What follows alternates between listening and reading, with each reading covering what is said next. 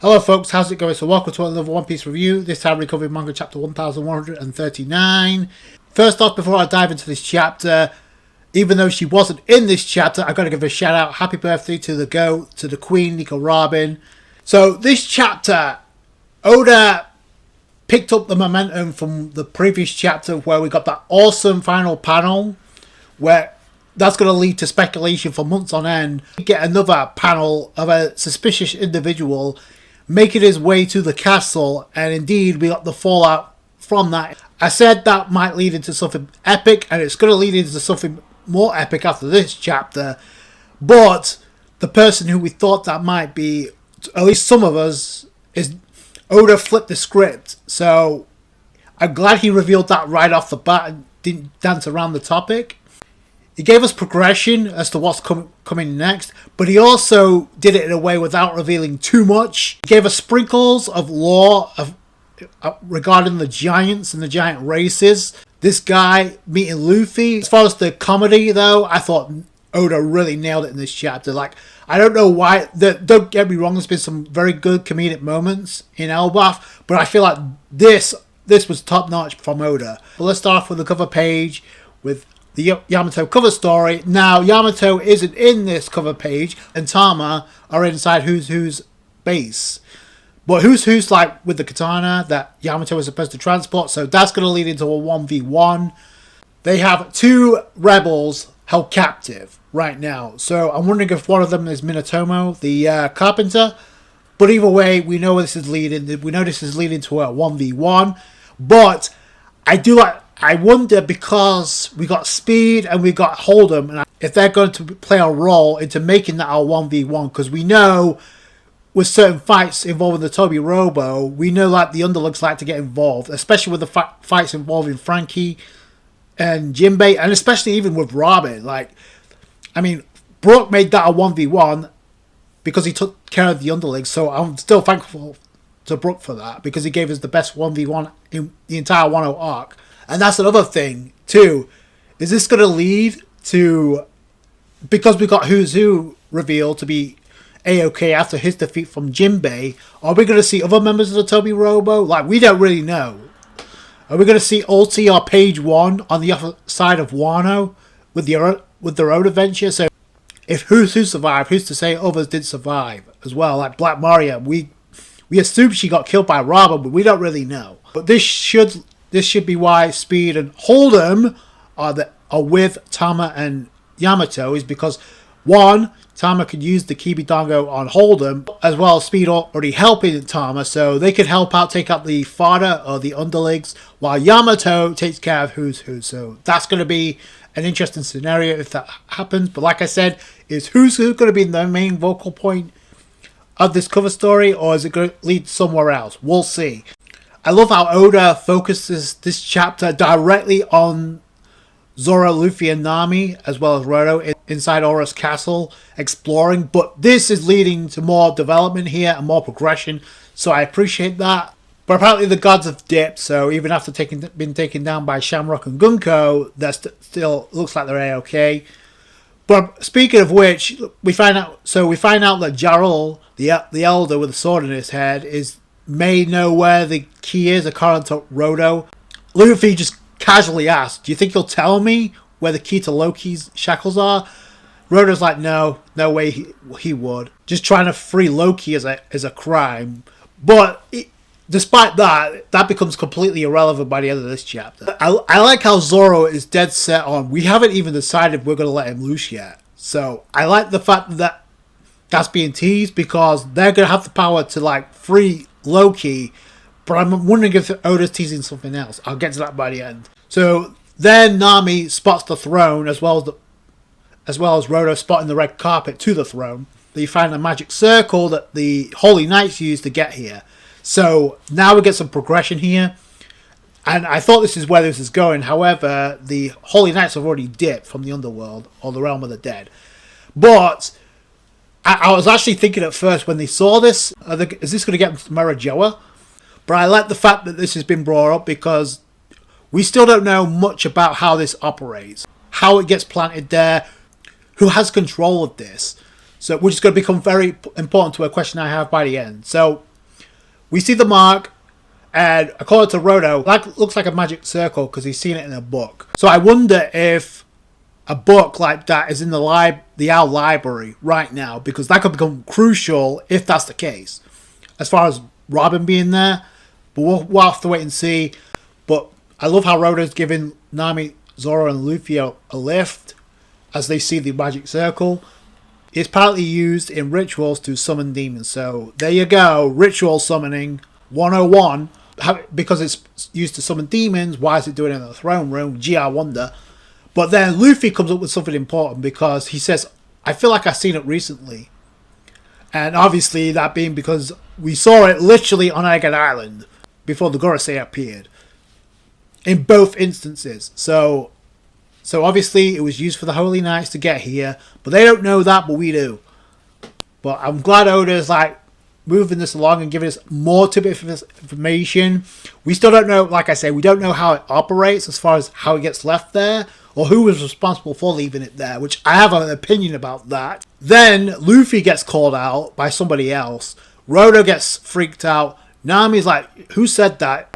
And all of a sudden, out of nowhere, in comes an axe getting lobbed at them. It says Nami flying away, only for Zoro to catch Nami, which I'm sure made the hardcore Sanji fanboys very happy. As soon as we saw that axe, and Oda gave us hints about who this guy was from the get-go. As soon as the axe got thrown in, I'm like, okay. So the guy who we saw making his way to the castle, who's been roaming around Elbaph since the moment we got here, was the one that threw the axe.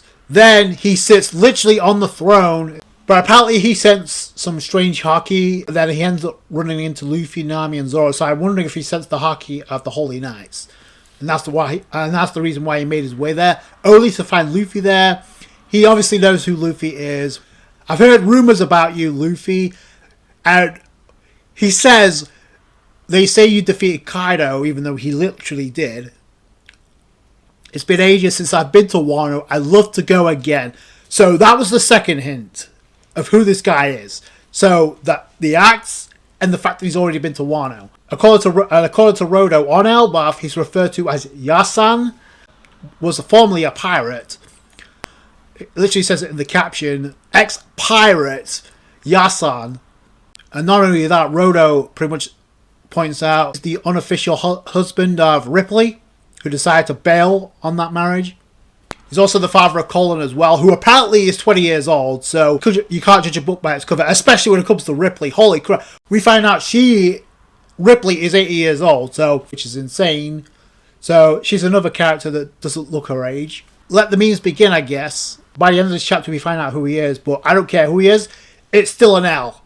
Because he bailed on that marriage because apparently he kept on aging while she didn't. So Ripley says something similar, like he kept getting older. That's the reason why he bailed, but that's still an L in my book. Now, we get some information about the mixed races people have throughout the history. Buccaneers is the first one that's mentioned. The Sundadas is also mentioned. Long necks, Wotans are also mentioned.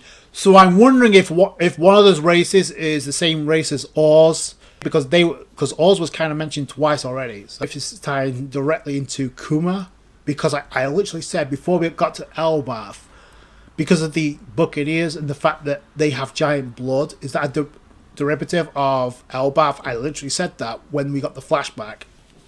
So maybe Elbaph is a way to explore that. So maybe with this we'll get more hints of information about that.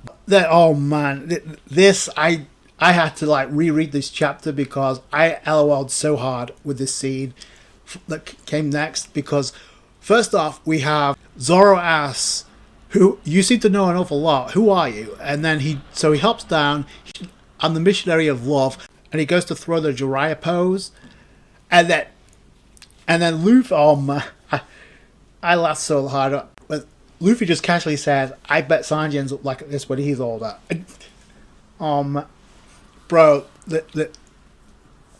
you know what's funny about that is Luffy's not wrong. So, and the first thing I thought of, there's got to be an interaction between the two. But comedy aside, when you get to the end of this chapter, it's pretty obvious why Oda is having Luffy compare this guy to Sanji. But then Luffy just casually asks, hey, we're looking for the key to free Loki. And then Rodo's like, why would he know that? And Luffy's like, casually like, oh, forget about it. Forget I said anything. Like, and then Yasan is like, Loki? Huh. So he already knows who he is. So he goes on to say, interesting troublemakers, aren't you? I love it. And then Nami just bursts out yelling, hey, you should keep that to yourself, alright? So he's an instigator of trouble, which is interesting considering what we find out by the end of this chapter. But he goes on to say rumors were made to spread, Missy. And I'm like, are you a secret agent working for Morgan's News? Because that's how he operates. But then he goes on to ask Luffy, do you know what kind of man Luffy is? What will you do if things go south? And Luffy just casually, and this is the instance where I think this is teasing, Luffy is seriously underestimating Loki. I'll beat him to a pulp and then lock him back up. Which I feel like it's easier to say that when he's shackled and can't fight back. But this really hypes up Shanks because he was able to do what nobody else was and best Loki when he wasn't nerfed. He's the only one to capture Loki and literally put him in shackles. So that's a feat. And is this Oda, I think, confirmed that Shanks is pretty much stronger than Shamrock, considered, even though he's the younger twin brother. But it looks like Shanks is well above Shamrock because Shamrock had to attack, number one, Loki with a devil fruit, and number two, while he was shackled. Meanwhile, Shanks did that without a devil fruit. That, at least what we know of. Even though Yasan is trying to warn Luffy, Luffy doesn't want to hear it, neither does Zoro. And Zoro's like, yo, just waste of time. Nami is the only one talking logic here, because he's like, hey, we should take these warnings more seriously, which I think is something that Usopp would usually say. But I gotta say, like, the dynamic of the original Straw Hat trio is comedic gold at this point. Like, Oda made the right choice here. As soon as they shun Yasan, it triggers a flashback with Roger, because Roger's like, oh, I'm sick of your warnings. Are you scared of something? If you want to stop me, you'll have to fight me. Which he uses that ideology by the end of this chapter with the key. Because not only does it give us a silhouette of Roger, but it also gives us a silhouette of Scopper. So that was the final hint, if it wasn't obvious enough. So then he goes on to say, Rodo, hey, give that throne a push and it leads to a secret chamber. Because if it wasn't obvious enough, we go back to Elbaph where Omio and Kashi are hyping up Scopper, because Usopp's like, oh, it wasn't just Rayleigh. And this is where the title of the chapter comes in, because he's got the name of Mountain Eater. So even without the reveal by the end, we kind of knew who this guy was. He rivaled Rayleigh as also known as the left hand of the Pirate King. So then we cut back to the castle where we see the treasure chamber. Unfortunately for Nami, there's no treasure in this chamber anymore. So we see the chest and there's no treasure in it. Nami gets pissed because he's like, oh, Rodo, you liar, you said there'd be treasure here. But even though it's been years and thieves would have ransacked this place, so conveniently they left the key behind because nobody wanted to steal that. In other words, even the bad guys don't want Loki freed. So you still want it? It gives the declaration, if you want it, you have to get past me, the Pirate King's left hand, Scopper Gearban. So he's the left hand of Roger. So that's how the chapter ends, and Oda didn't waste any time with the identity of this guy. He gave you certain teasers of this guy roaming around Elbaph, like I said, but a lot of people pointed this towards being the explorer Lewis Annot.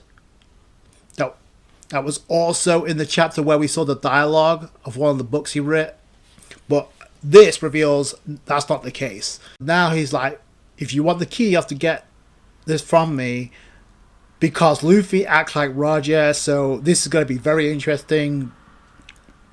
If this is leading to a clash, this is going to be an interesting way to scale where he ranks up as far as Rayleigh's concerned.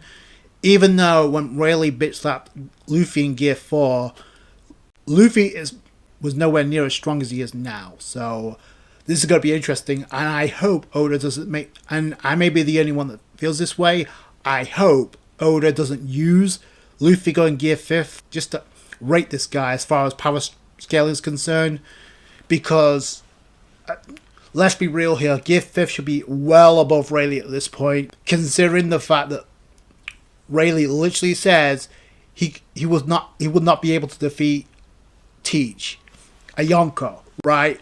So because they're literally hyping up Teach as one of Luffy's final opponents, you would think the same would be true for Luffy in Gear 5th. Luffy should be a test by himself without Gear 5th because Oda had Luffy go to Gear 5th multiple times. Only two times it actually meant something. Both involved Barney. One was when Barney saw Luffy in Gear 5th to reveal this is the reincarnation of Sun God Nika, and the other is when Bonnie adopted the form for herself when she uses distorted fusion now. So those are the only two times it mattered in Egghead Island. So, but over that, it was pretty much overkill as far as how many times Luffy went into Gear 5th. It was ridiculous. But so I hope Oda keeps the appearance to a minimum and keeps it special, especially on Elbaph. So that's all I'm saying. But outside of that, this should be pretty hype. Now, I said going into this that the encounter with whoever this guy was would be epic. I didn't think nobody had this on this bingo card, so I'm not going to sit here and tell you that I predicted, oh, this guy was going to be Scott. But no, because to be honest, I never really had a thought on the matter. Like, I did say, though, like, you can't rule anything out as far as Oda and the final saga is concerned. Really like the fact that Oda didn't really give us a whole lot of teasing as far as who this guy was. So that right there, and plus he said he sensed the Holy Knight, so that's the only reason he showed up here, but ended up finding Luffy. How convenient. But he also kind of hyped up Kaido. Rayleigh is in a Gear 5th level, but he's not far away from it. Scarpa, if they're relative in strength, shouldn't be any different, but I am curious to see what he can do, because we know they're getting the key, because this follows the plot along, because we know Loki, you're not going to hype up Loki just to leave him shackled like that, because the reason Scarpa's doing this is to prevent Luffy from freeing this guy and causing havoc, and we know what's going to happen. By itself, Scarpa is hyping up Loki, which I feel like has been missed, because Loki's been like pummeled when he's been like restrained. Oh, and you had like the Holy Knight say, "Oh, you're beneath us. You're not on our level." Yeah, well, why don't you prove it? Easy to say, "Oh, come find me if you're able to survive." Yeah, so we'll see how that goes. I love how the narrative changed as far as Scupper and the places he might show up when new information got brought to light. When we got the introduction of the Lodestar Island that Roger went to, immediately jumped on board with the idea that Scupper was waiting on Lodestar Island. Then after that, when we got the reveal of the ship that Lafitte mentioned, a certain Devil Fruit user was on board that ship, not anybody from coming, because it may or may not have a world poneglyph on board. We'll see about that. So I do have a question now, because within this chapter we literally see the magic circle, the rituals, the symbol for the ritual summoning, which we know is famous for the Gorosei and the Holy Knights at this point. And I find it very ironic that the magic circle was literally in front of the throne. And who else would it associate that with except for Emu? So I'm wondering, because I'm starting to think I was right about the location of where the Void Century War took place, or at least where the finale of the Void Century War took place, where Joy Boy got defeated, but we know his Devil Fruit lived on through Luffy, but he planted a magic circle just in case. And is that the reason why the Holy Knights appeared not only inside this castle, but literally by the throne? So I gotta wonder, or if not, did this happen through the reign of King Harold, because King Harold wanted to open up Elbaph to the world?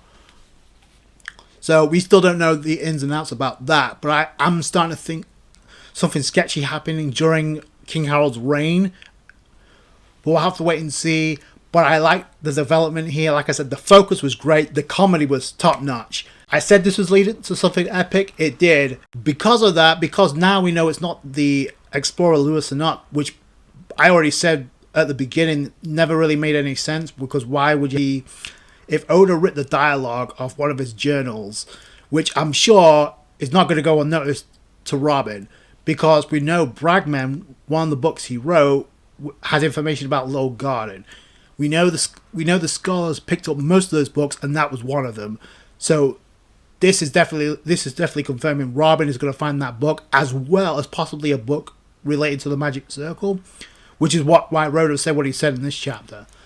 It's not just the information about the graffiti that hypes up the Void Century War that Frankie found, because it's not going to mean as much until Robin translates what that actually means. But like I said, I'm thinking I was right as far as like the location of the final war. I'm still feeling like the dialogue we got from the third world, the second world, and the first world relating to Nika, even though they're different interpretations, I'm still on board with thinking that is definitely past, present, and future. Somebody may have rewritten the past to make it seem different when it actually was language. So maybe it was different civilizations, but maybe Emu was the one that came up with the first world, and then somebody else who knew the truth actually laid out the third world. But I'm still sticking with that.